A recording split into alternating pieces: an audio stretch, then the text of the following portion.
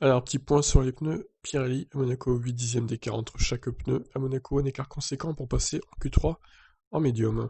Alors, que dire du comportement des Pirelli à Monaco en essai libre ce jeudi? Bien évidemment, les temps ont servi aux pilotes pour signer les meilleurs temps possibles avec le C5 composé le plus tendre de la gamme Pirelli.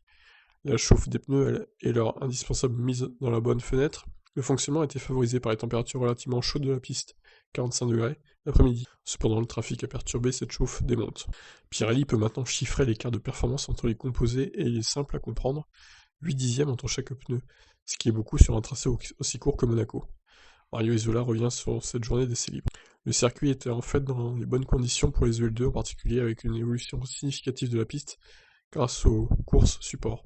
Nous avons vu des performances solides des trois composés, avec un écart de temps similaire entre chacun d'eux. Comme prévu, les équipes se sont concentrées sur les gommes dures et médiums dans la matinée, puis sur les gommes médiums et tendres pour leur run de performance dans l'après-midi.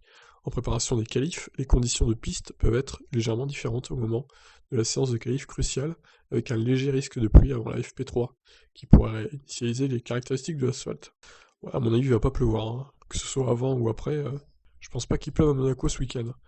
Les conditions étaient assez chaudes, les températures de piste ayant une influence clé sur l'usure et la dégradation des pneus, qui est assez faible à Monaco. En conséquence, nous n'avons rien vu ce jeudi qui suggère que les équipes vont s'écarter de l'habituelle course à un seul arrêt à Monaco.